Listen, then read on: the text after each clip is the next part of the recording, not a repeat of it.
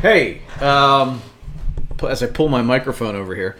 Hi, welcome to our live session today about 2 hacks that you can do to better form habits. This is something that I know a lot of people struggle with. I struggle with it myself. I think anytime you're looking to improve habits and maybe even discard a couple of habits, we try to game ourselves a little bit. We try to make it as easy as possible. A lot of times it just can't be easy. But I wrote this post about this book. I'm reading Atomic Habits by James Clear. And 2 things struck out or stuck out to me as I'm reading through this book. And I want to talk about them today. And I believe it's applicable whether you're doing Define My Day or trying to do any other thing, trying to institute any other habit into your life. So I want to go into those, but keep in mind I'm going to talk a lot about Define My Day, but it doesn't mean you have to be using Define My Day.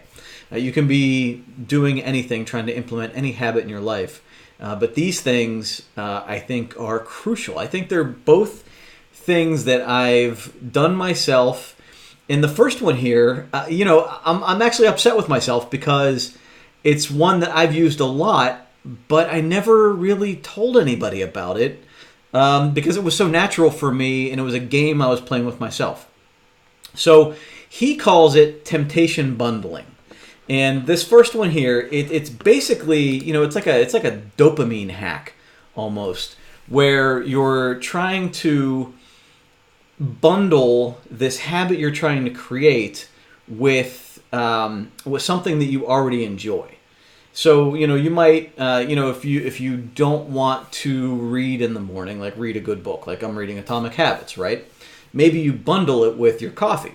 So I get to drink my coffee when I read my book in the morning.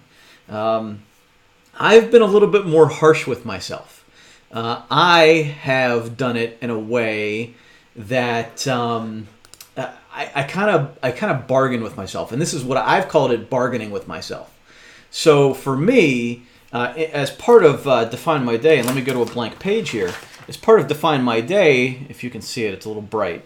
I have this today I get to enjoy. Now this is morphed for me. So today I get to enjoy is me setting up an anticipation for what I am going to enjoy about the day. That's what it's turned into for me. But that's not where it started. For me, it started as a deal I was making with myself. So as long as I accomplished what I set out to accomplish today, then I would get to enjoy that. So, if I wanted to watch my favorite TV show tonight, the only way I'm going to allow myself to do that is if I reached whatever yardstick I set for myself either the previous night or this morning. So I might have 3 priorities today, and maybe so let's start with the priorities first before I make it too complicated. So, I have my 3 priorities, and maybe 2 of those priorities have to get done. The third one can get kicked to tomorrow if it need be. So we'll say those 2 priorities need to get done. And let's say I procrastinate. Let's say that habitually I have let things go until tomorrow or the next day, and I don't always get my priorities done. Well, in this case, I say to myself, unless I get these done, I don't get to watch my TV show. So I better get them done, right? Or I'm going to be sitting in front of the TV with it off, or I'm going to be moping around the house because I don't get to watch my show. Now, the other thing is, and this is the backwards way it works, is if I don't get to do my TV show, well, then what else do I have to do but do the work that I left unfinished? So you do that a couple of times, don't allow yourself to get that thing you want, and you start doing, as long as you're disciplined, you start doing the thing that you need to be doing. And you can do this in all different ways. Some people, if you exercise X amount of days per week, you'll allow yourself pizza and a beer on Friday. Maybe you don't allow yourself that coffee if you don't read your book in the morning.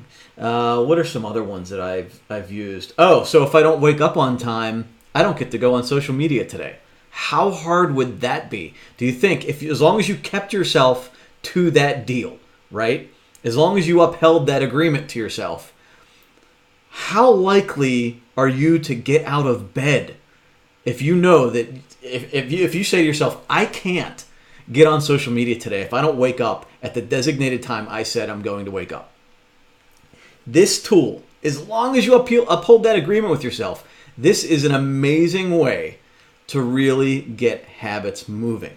I do it also, like for me doing my little habits in the morning, like getting ready, whether it's brushing my teeth, taking a shower. I'll listen to podcasts. Doing the dishes is actually a really good example. So it helps the time go by when I'm doing the stuff that is kind of boring, like brushing my teeth or taking a shower. But the things I don't like doing, that I'm adverse to doing, like washing the dishes. So a new habit and a new discipline for me tonight, or these days, is that I do the dishes at night before going to bed, so nobody has to wake up tomorrow morning to a sink full of dishes. So now what I do is I have my iPad on the windowsill, and I get to watch whatever show or YouTube video that I want to watch while I'm doing the dishes. So now I still hate doing the dishes, but at least I'm bundling something that I enjoy with it. Same thing with, I have my ear pods in, or whatever they are, whenever I'm, flossing at night, washing my face, taking my supplements, doing all the little things that are kind of like monotonous and like, ugh. I have some sort of podcast on or an Audible book in my ear so that it makes it that much easier. So I think that this is something that I do it. I've been awful to you guys for never putting this out there over the past year. Not putting out enough, because I think that, for all of the people that have a hard time building habits and have a hard time sticking to the Define My Day ritual or routine, this is the most effective and simple way to get this stuff done. And I never thought to bring it up until now, and I feel awful about that. So I'm sorry. So real quick, I have Chris on here.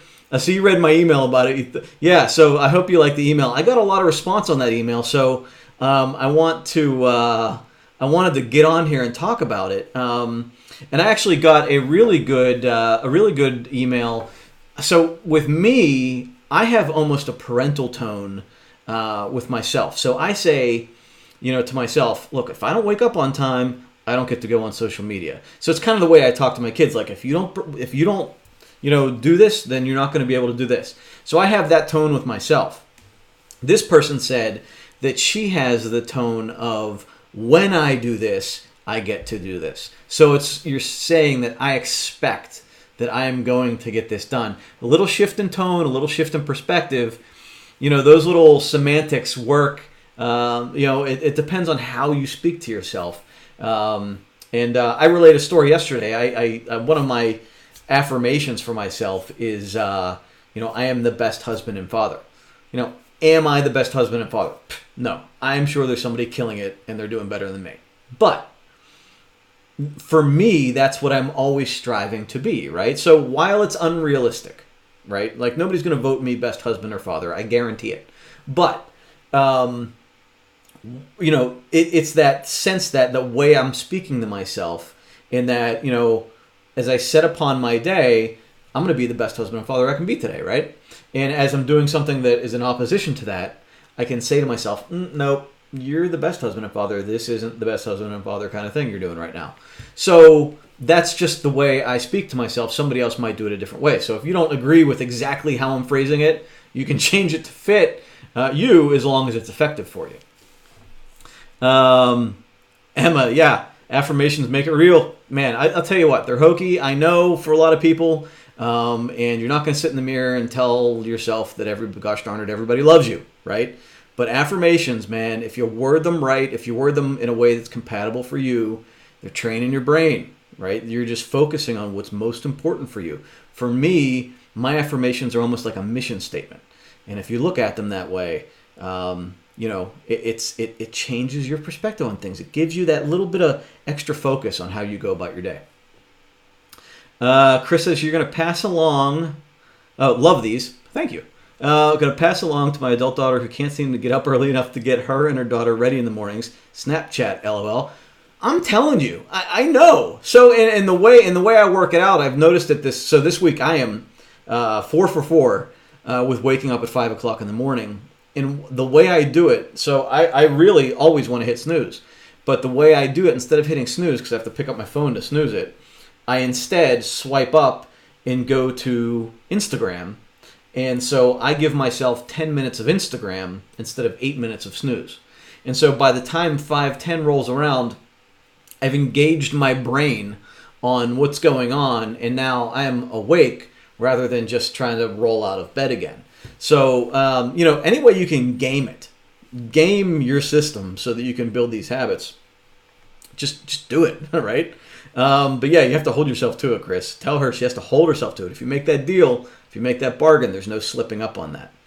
I do it with having a beer. Look, if I crush it today, if I get all of my disciplines done, I work out, I drink enough water, I do all my priorities and all this stuff, I get to enjoy a beer or two tonight, right? Now, that's not every night, but it's, when I feel like it. So try that, right? Try that little bit of gamesmanship with yourself. And if you do stick to it, if you're disciplined enough to stick to those kind of arrangements, then you're also building some grit and some discipline and mindfulness into your life that is really good practice, because grit is one of the most determining factors to becoming successful, to becoming happy and fulfilled. So any way you can build that in and that mindfulness, you're improving yourself. So that's number one. Number one is temptation bundling. For me, I call it bargaining with myself. All right, so number two is he makes a distinction between motion and action. Motion being that sense that, like the planning, right? And the way I look at it is motion is like moving around in a bunch of different places, but not actually taking action to move forward. We talk about that a lot in like that people that are busy, but people that are actually accomplishing things, that's two different things. And this is sort of the same thing. When you're in motion, you're planning, you intend to start, but you're not actually taking action on your goals. And so he brings up a class, I believe it was a professor in Florida who had a photography class. And he split it into two halves. And he told one half that they were going to be judged on the quantity of photos they submitted, regardless of the quality. They just, to get an A, they had to submit 100 photos. The other half of the class had to submit the best photos, ranked on composition and lighting and technique and whatever, right? Whatever, however people judge photos. And what he found was that the quantity side of the classroom actually submitted better quality photos because they didn't spend their time planning a shot as much as they did just taking the shot. So they did the work, and they learned through failure and mistakes, and they made incremental improvements throughout the entire semester and came out with great photos, rather than the people that just took their textbook learning and tried to apply it in a few simple little areas. Those people didn't accomplish as much. They didn't do as well in the class. And so with us, our little slogan is small steps, big results.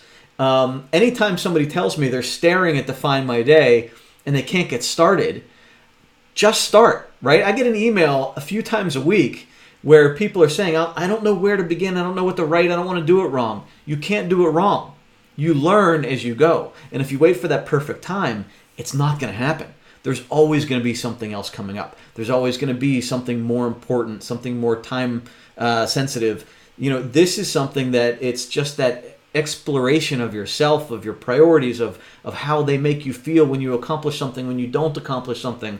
So it's that rhythm that you're getting into where you're growing from that. So, you don't want to be afraid of failure. You don't want to be afraid of pain, because that feeling, right, that mistake and that feeling you have to have after you make a mistake is impactful. And when you can analyze that in the right way, where you're not beating yourself up over it, but you're saying, okay, so that didn't work. What can I do so that next time I do this, it does work, or it at least improves? And when you flip that, when you say, I want to get this feeling more often, because out of that feeling comes improvement. Out of that discomfort comes improvement. I don't like writing in my book right now because I'm not sure I can do the things I'm saying I can do. And I'm not sure that maybe I think it's hokey, or maybe somebody will find it and pick it up and they'll judge me on it. Or maybe, like whatever you might be telling yourself as you're staring at this piece of paper, or maybe walking into the gym for the first time. Like, screw up. Everybody is screwing up. You look around wherever you are. Everybody is screwing up. I screw up constantly. Ask my wife. I am always messing crap up.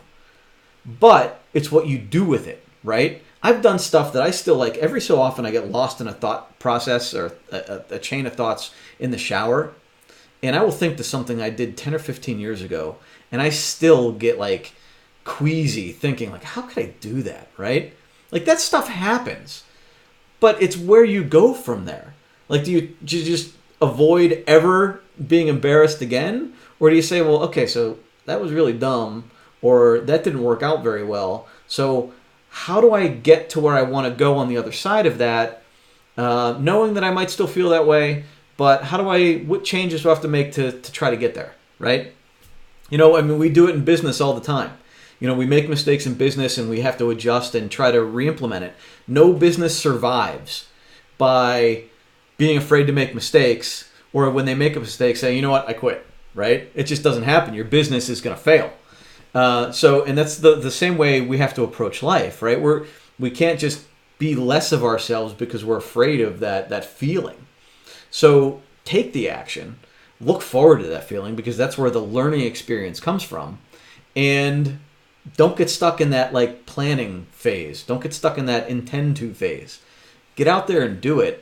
And most of the time, right? Most of the time you can look back on it and go, that wasn't so bad.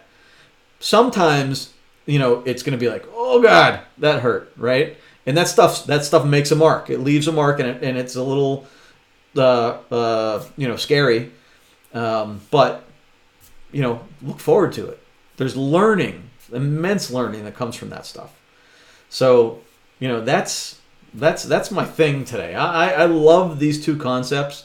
If you have examples of how you're doing this in your own life, please write it in the comments. What deals do you make with yourself to get to where you want to go? Are you like you allow yourself like a donut or something if you exercise 5 days a week, or do you, you let yourself have like a little like one of those little low-calorie ice creams or something at the end of the day? Whatever yours is, let me know what your deal is with yourself. And if you're using Define My Day, what deal can you make with yourself if you're not already doing this? What deal can you make with yourself? For one, opening up the book every day and writing in what you need to write. And two, accomplishing what you write. Make those two little goals for yourself. Say, look, when I open, I'm going to use when because I like that. When I open Define My Day, and when I write in it, I am going to enjoy this. I'm going to allow myself to enjoy this thing. I don't get to enjoy it if I don't open the book and write in it. And then number two, now when I do all of my things, then what do I get to enjoy? So take this Today I Get to Enjoy section of Define My Day seriously. And, make that deal with yourself, right? Make that deal. Say, look, I get to enjoy today this. But if I don't do what I say I'm going to do for myself, then I don't get to enjoy it. And then maybe tomorrow you'll be a little bit more inclined to do what you say you want to do. And then action, not motion. We're not wasting energy. We're not planning. We want to take action. Action toward our goals. Fearless action. I don't want to say fearless. Actually, I liked, there's a book, Fearless Leadership, that I really do like. But I'm not going to say fearless because I don't think I'm fearless in any of this. I'm not fearless of doing videos like this. But I'm doing them anyway because it's important, right? It's important for you to get this information. It's important for me to get better at this. So I'm willing to screw up in front of you live because I know the value in it. And so I'm not going to say fearless because I'm not doing anything fearlessly. But I think it's that, knowing that it needs to be done and then doing it. Taking that action instead of folding up. Emma says, must get out of your comfort zone in order to succeed. Absolutely. Absolutely. I 100% agree. There is no growth that doesn't come from change or pressure, and getting it, like feeling that discomfort. There's that whole lobster analogy that I put a video up months ago, and I don't know it off the top of my head really, but it's basically that, a lobster, when it feels pressure up against its shell, it can either stay there and die, or it can crawl under a rock, break free of its shell, and sit there and recover and get a new shell that fits better, and then come back out into the world stronger and bigger than ever. And that's kind of how we have to be, right? We're going to get hurt. We're gonna feel pressure, but out of that pressure comes change. So don't be afraid of it. Don't be afraid of it. Get out of your comfort zone. As long as it's in a direction that you want to go, where the light at the end of the tunnel is worth that discomfort, then do it. But don't stop because you're afraid of that discomfort. What's over there is probably worth it for you. So go for it. So that's it. That's my session for today. I wanted to keep it short and sweet. I hope you enjoyed it. I love the comments. Thank you all for joining me. Just make that deal with yourself and let me know how you're doing with it. I want to know, and I want some inspiration because I want to know. Give me something that I can use for myself. So what's that temptation? What's that temptation bundling scenario you're going to use? What's that thing you're going to make a deal with yourself for to get your one thing done that you want to begin getting done, that habit you want to implement in your life? So define your day to define your life. I hope you live long and fulfilled and happy. And I will see you very soon here with another live video sometime soon. Thank you.